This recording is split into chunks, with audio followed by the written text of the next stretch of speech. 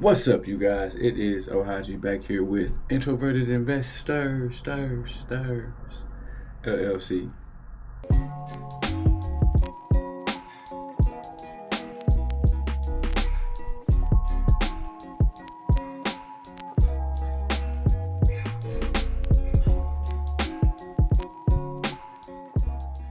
In this video, we're going to be covering the top 5 mistakes to avoid when getting into wholesaling land. If you are able to avoid these mistakes, you will become a land flipping god. So the number one mistake I see a lot of new investors make is being scared to lowball. What I mean by lowballing is making an offer that is low to the seller or owner. Now the reason that you're going to be making a lot of lowball offers is because owners typically overvalue their property. So what I mean by that is, let's say that you have some land that you find and the land on the market is showing that it's worth $20,000. But for some reason, the owner believes that it's worth $50,000 just because he owns it. So he has the right to think it's worth whatever he thinks it's worth. That doesn't actually indicate that it's actually worth that. Lowball offers are going to reset the seller's expectation.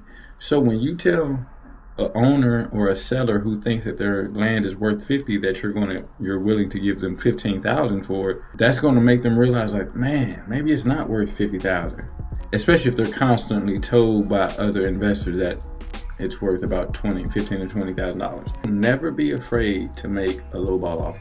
Now the second mistake that I see a lot of new wholesalers making is the opposite, offering too high. This typically is because of mistake number one. Because the wholesaler is scared to make a lowball offer, they end up offering too high and not being able to sell said land. Always triple check your numbers. You need to know exactly what comparative properties are selling for, and they need to be like one and the same. If the land that you're looking to sell is 1 acre, you need to be looking at land that has sold that is around 1 acre. It cannot be too big or too small. You want it to look just like what you're trying to sell, because that's going to indicate what it's worth. The reason that you don't want to offer too high is because if you can't sell it, you're going to have to come back and renegotiate, and that just looks unprofessional. You don't want to run off some business, because you can have a seller who, if you be like, hey, I had my numbers wrong, they could end up saying, you know what, I don't even want to sell to you no more. I want somebody who actually is going to give me an offer, and it be that offer, and that's what I walk away with. So always, before making an offer, triple check your numbers. Now, mistake number 3 that I see a lot of new wholesalers making is not doing proper due diligence. What I mean by due diligence is making sure that the land that you're trying to sell is buildable and it has some type of desirable outcome for builders. If it's not desirable, if you got something that has a bunch of fields, it's not even, you have a less likely chance of actually, getting that sold. With doing your due diligence, you want to do this process which we call writing up the lot. You want to do this for your builder because it provides the builder value. That's less work that the builder has to do, which gives them more incentive to work with you. Writing up a lot looks like giving out all the information about the lot that you can find. For instance, if you're in the Florida market, you want to know if it's well and septic, you want to know if it's city water and sewer, how big it is, any issues it might have, like protected species or anything of that nature. You want to know if it's buildable. You want to make sure that you're giving and providing as much value to both your sellers and your builders as possible. I have a quote that I love to say. Owners lie. County assessment doesn't. Let me elaborate on that. Owners don't lie because they're bad people. They lie because either they just don't know, or because they think that they can get a higher number for whatever it is they're lying about. For instance, my main market is Cape Coral, Florida. I had some land out there that the owner told me that it was city water and sewer. Now, with city water and sewer lots in Florida, they can be bought up to like $75,000. It was actually well and septic, which, because of the requirements that come with a well and septic lot, the price goes from $75,000 to $40,000, because a builder has to go in and put a septic tank and do all the necessities for having a well and septic type of lot. The owner told me it was city water and sewer, but I had to do my due diligence to figure out that it was actually well and septic. So I couldn't give him 75, which is what he wanted. Always do your due diligence. Now, mistake number 4 that I see a lot of people doing, and I myself had trouble with this, is going cheap on business. You never want to go cheap when it involves business. Now, if it's not going to affect your performance, hey, cheap is good.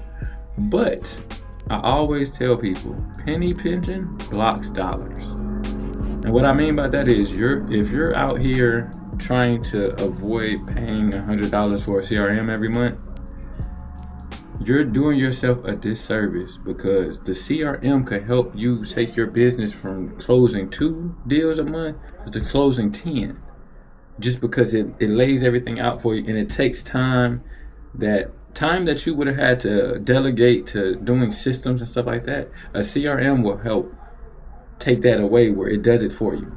AI is great.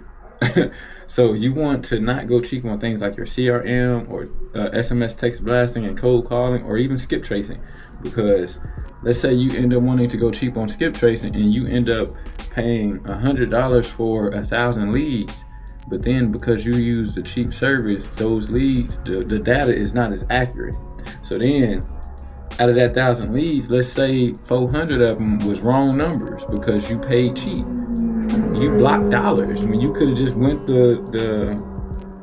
paid your money up front and got your money back on the back end. And that comes from being scared to invest in yourself and trust yourself. So I say that to say, investing in yourself is always going to bring you a 10 times ROI or even more. Mistake number 5. This crippled me for the first 2 years of my business. This is a big one that hits a lot of people who step out into something that's new.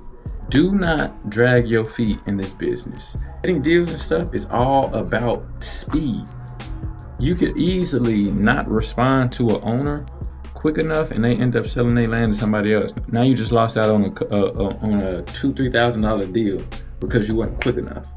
So always think speed in this business. Do not hesitate. Don't second guess. Always trust your gut. Being an entrepreneur alone takes a lot of mental fortitude. You have to be mentally strong in order to actually do something like creating a business for yourself. So you want to be reading every day, waking up and starting your day out with a motivational speaker, or like Eric Thomas or Zig Ziglar or Jim Rohn. I do that every morning. Get up, do something like going to the gym in the morning. If you normally wake up and sleep in late, get up early, go to the gym. Start your morning off different. That also involves another key part of this, discipline. There's going to be times that you don't feel like calling sellers. There's going to be times you don't feel like dealing with builders. Not handling that is going to slow up your profits. And we're in this game to make money, if we're going to be honest. So, with that being said, you always want to be disciplined, intentional, and deliberate when dealing or doing anything with business. Be disciplined, intentional, and deliberate, and be professional. You're a business owner. So those are my top 5 mistakes to avoid when getting into wholesaling land. I hope that brought some type of value to you. If it did, comment down below and let me know. Comment, like, subscribe.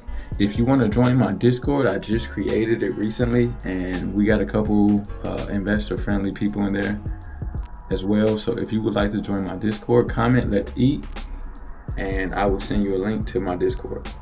Thank you guys for watching. I'm finna to have to get up out of here because I have a craving for some hot wings. Peace out.